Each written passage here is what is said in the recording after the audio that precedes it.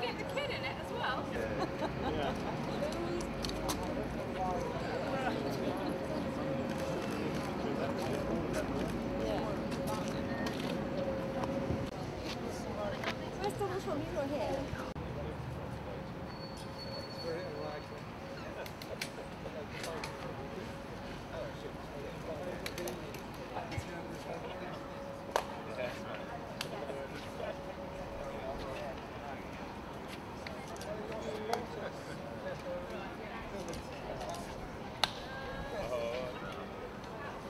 Court justice, putting in place tough new ethics rules.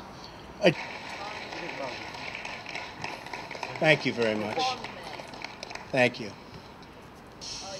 For the United States, creating hundreds of thousands of jobs. It was a very, and perhaps even peace between the Israelis and the Palestinians. Could cost America as much as 2.7 million lost jobs by 2025.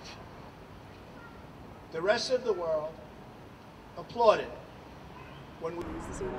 Well, Trump's going to make an announcement at 3 o'clock their time, 8 o'clock our time, on what we expect him to say is that he's going to pull out of the Paris Agreement, which is a disastrous move. World leaders have always put profit before climate, but at least most world leaders accept that climate change does exist and that it is a problem and that something has to be done about it. At least give them that. Donald Trump and his team are quite different. You know, they're a gang of climate deniers, big oil CEOs. They think climate change is a hoax perpetrated by China.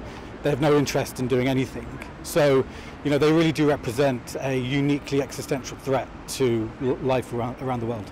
To him what the US does. So what did you make of what she has said today? Well, I'm disappointed but not surprised. I mean, one of her first moves as Prime Minister was to abolish DEC, the Department of Energy and Climate Change. It didn't get much coverage, but I think that gives you an idea of her commitment to resisting climate change. She's also, her and her government have been huge champions of fracking, which is completely disastrous for global warming. So I'm not surprised at all, and I think that she is, her statement today was pathetic, and she's complicit in Trump's catastrophic move. What do you... Well, we think that Trump pulling out of the Paris climate deal is catastrophic. It's the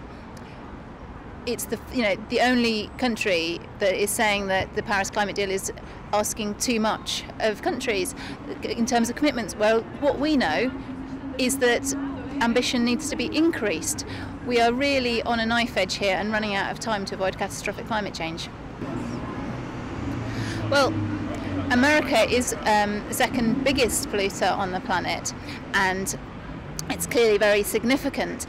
So what we're worried about is that although it's heartening that countries today are saying no, we're going to stay strong, we're going to stay in Paris, that this gives a license to governments who want to weaken their level of ambition or not increase it.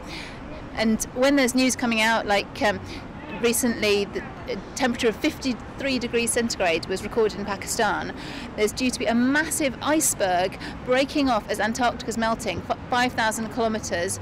The Great Barrier Reef is dying. I mean, I could go on, but you understand we are in a situation of urgency.